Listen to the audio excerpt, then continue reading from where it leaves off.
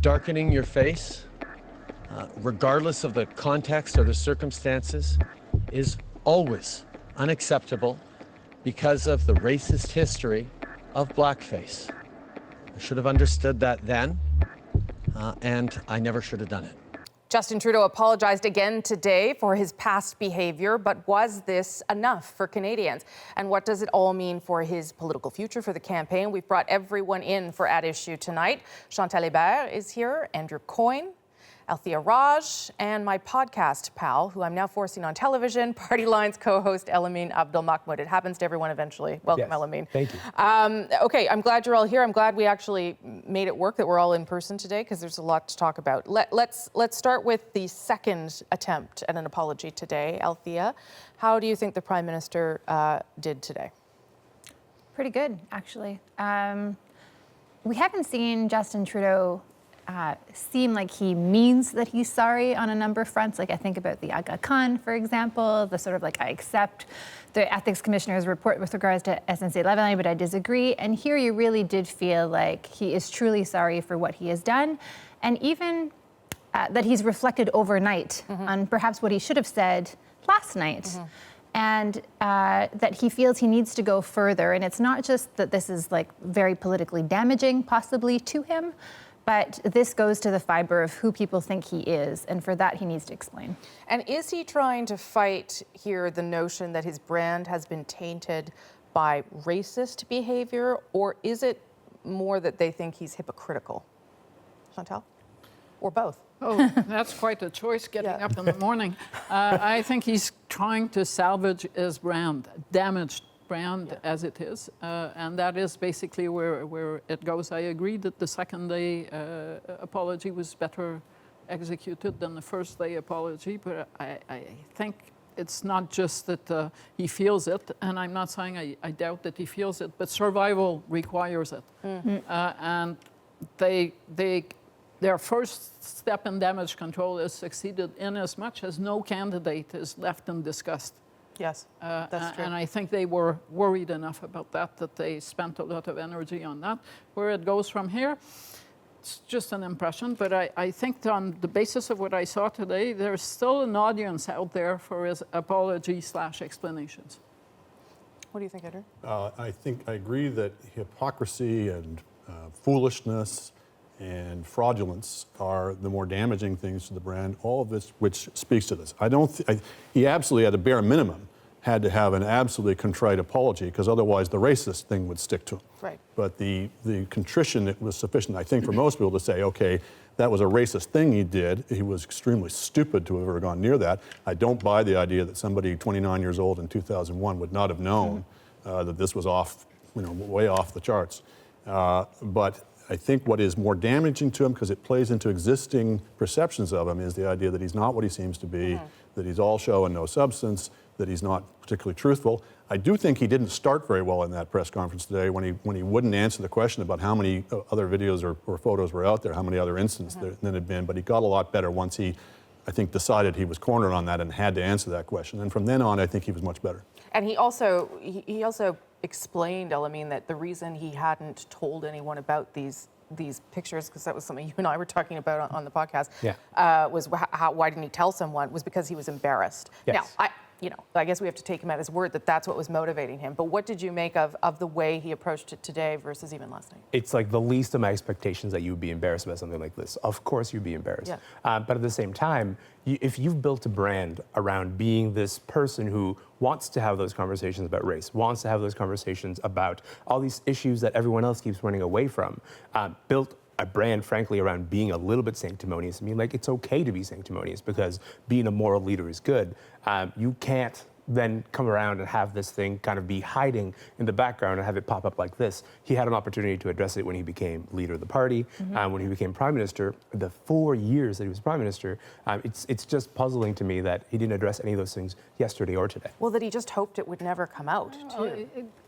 Two journalists have just published books about Justin Trudeau. One of them, your colleague, Yes. Aaron Wary, had lengthy conversations with Justin Trudeau. He could have addressed this issue as part of those conversations and had some control over his message, and that didn't happen.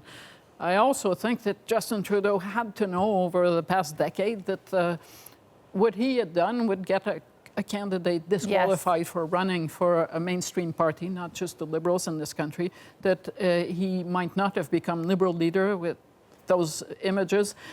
And I suspect that if he is saved from defeat on that basis this time, it's because he has a record as a prime minister, that if this had happened in 2015, he probably would have hit a wall. Can I play one more clip that struck me? And it was when he talked about his own privilege, because I think that also plays into damaging of the brand or trying to salvage it.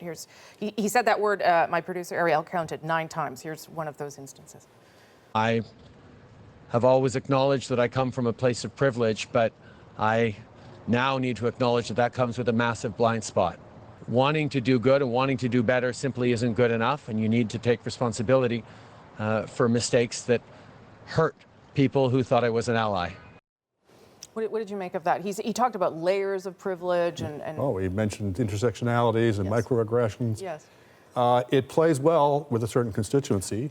It sounds like he's being contrite. It sounds like he's making a searching self-examination, and in some ways perhaps he is, but it also gets him off the hook. It's not his own personal failings. It's not his own personal desire to show off or his incuriousness that he never actually figured this out, even at the age of whatever he was, 30 years old. It's just his privilege. He can't be blamed because he comes from a place of privilege. It's an interesting tack. I'm sure they thought it out beforehand. That way it looks like you're addressing it, looks like, and it looks like you're broadening the discussion out, but in a way you're moving it off the focus on your own personal failings. But it's so interesting because privilege has been one of the things that he's had to sort of push back against, the notion that he's talked about it. Financial privilege. Yes, yeah. In terms of education, in terms of opportunities, but this is about almost like white male privilege and a generational privilege, right? But I agree with Andrew. It takes the conversation away from your personal judgment towards a wider discussion that society can have, because a lot of people in society feel like that discussion should be had. And a lot of younger people, frankly, millennials, who he needs to go out and vote for him again, or at least not vote Conservative, not vote NDP. And, they look at this and they think, whoa, who are you? Like, you are not, the Liberals want to make a big deal about Andrew Scheer and LGBTQ rights and anti-abortion comments because millennials will look at that and say, whoa, you don't speak for my generation. Yeah. Well, dressed in blackface, you certainly don't speak for my generation. You're not acting like someone we thought we knew, and that is really damaging. So is there a space then where those people can be wooed back or comforted or reassured that this was in the past? And look, saying the right words, saying, structural racism and intersectionality and privilege suggests that you know the right words. I think that gets you in the conversation. But I think it's a major failing of us, the media, that we don't ask him what he means when he says those words. Because I'm actually not, at this point, I'm not 100% sure he knows what those words mean. If he knew, then I think he would have talked about this a long time ago. But saying those words as signals to certain, voting segments that he wants to communicate to them that he understands their values, that's useful. I think he needs to be a little bit pushed on whether he understands what privilege. Though. Listen, I don't know that anymore after this episode. I really don't. Well, I suspect he's going to have opportunities, and I don't mean the leaders' debate with 5 other leaders, if he wants to address it further. I think for now, most voters are going to be thinking long and hard about the explanations that they heard. It's not a small day or a small thing when the photo of your prime minister is the most watched picture around the world. Yeah. Something happened here. This isn't just a campaign hiccup and we go on in 3 days when the news cycle has done it. We talked about this brand. It's not about restoring the brand, it's managing to go forward with it. But this is not going to go away, even with a victory on the 21st of October. He has to live with it now. And if nothing else, it's going to put a severe crimp in the Liberal strategy of attacking their opponents for all their failings. It is particularly galling that they've been doing that over the last several weeks, even as he himself would have known that this was waiting in the background somewhere. Okay, I'm going to take a little break, and when we come back, we're going to talk about how Justin Trudeau's opponents have responded and whether there's opportunity there. More at issue after that. How do you respond to somebody? How do you look someone in the eye that's mocked the lived reality that I've lived, but more importantly, that so many Canadians have lived. People who have faced injury, both in physical violence and in words, people who haven't been able to get jobs because of the color of their skin, now are waking up to seeing the Prime Minister of this country mock their lived realities. I believe that Canadians might have been able to accept his apology if he had been truthful and open, if he hadn't based that apology on a lie. So once again, we see with Justin Trudeau one set of rules for himself and one set of rules for the rest of us.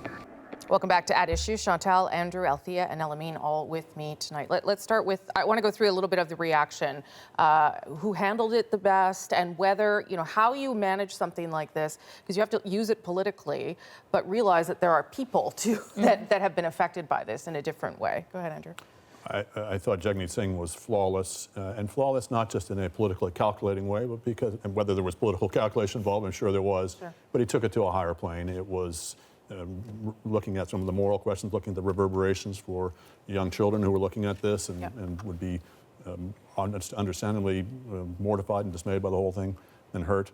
I thought Andrew Scheer consistently misses the opportunity to take the same sense of gravitas. It doesn't mean you can't, compare and contrast with your opponent, but it just putting the knife in that kind of very overt way, on an issue like this, it didn't look as good. Well, you expect, I think, a moment of leadership, and it could come from Trudeau as well. He probably tried to do that today again, but it could come from any of them, that you sort of rise above things and talk about it in a different way. And that's what Jagmeet Singh, I think, delivered. He delivered that moment of saying, okay, this is not really about the circus. We're obsessed with the circus, but there are real people who have to look at those images, and they have reactions to those, and they're reactions of hurt and pain because of the history of blackface and brownface. And so he's going to address them first. And I think his speech last night was very moving and very personal, and really didn't come across as some kind of political calculus as much as it was just here's my personal reflection as someone who's lived this reality. Chantal? One comment I picked up here or there, which I thought was interesting, and from people who are from visible minorities, and one of them said, the last thing we need are two white politicians having a bidding war over who's the least racist. And I think if I were Andrew Scheer, I would consider that statement very carefully, because that leadership moment he did not provide, and it's getting a bit too late now. I think Jagmeet Singh, basically, it's his moment to shine. And I would say his first response was the one I was most impressed with, because he was in the middle of a town hall. He had no idea what the reporter was asking him. And his initial response was just, I felt like, really perfect, in fact. Like, this is how emotionally I feel about what you're telling me. I'm shocked, I'm surprised, I'm disgusted. Also, these are the questions I ask myself, which is, a political response about, is the Prime Minister somebody different in public than he is in private? The second time he spoke to reporters, I think was calculating, but that doesn't mean it wasn't authentic, because you really did feel like what the message he wanted to send to young people who felt racist, who have experienced racism, himself included. You could see it in his face. He was tearing up. It was very emotional. But that, I think, was more calculating. So to me, the first response was really like, when you're talking about a moment where a leader shines, he shined. But just to embroider on that, just because it was calculated doesn't make it wrong. Yeah, absolutely. When we talk about the art of being politic, this is politics in some ways at its best, is when you're able to say and do the right thing at the right moment that isn't just a cheap pander, but actually expresses what people's feelings are. And if you make some political gain out of it, well, you've earned it. But you can cheapen that moment if you keep on trying to repeat it. Yes. That's true. Can the Liberals move past this? Is it too soon for us to conclude how? It's too soon. Yeah. I think people, if people worried about voters not engaged, I think that's done. They are now. We've resolved that problem, but I think it's going to simmer, and voters are going to be. But it's definitely going to remind people of all of the doubts about Justin Trudeau. Maybe that's all priced in. Maybe the people who are already going to be moved by that have already made their minds up, but maybe not. Or maybe they just don't show up and vote. Yeah. Right. Okay. Thanks, everybody. Glad to see you all in person. Before we go, be sure to subscribe to At Issue, the podcast. Look for it on iTunes, any major podcast app, on our website, cbcnews.ca/thenational. And this is how I got Elamine to be here. I promised to plug Party Lines, our new podcast that we co-host. New episodes out every Thursday, so one dropped just today.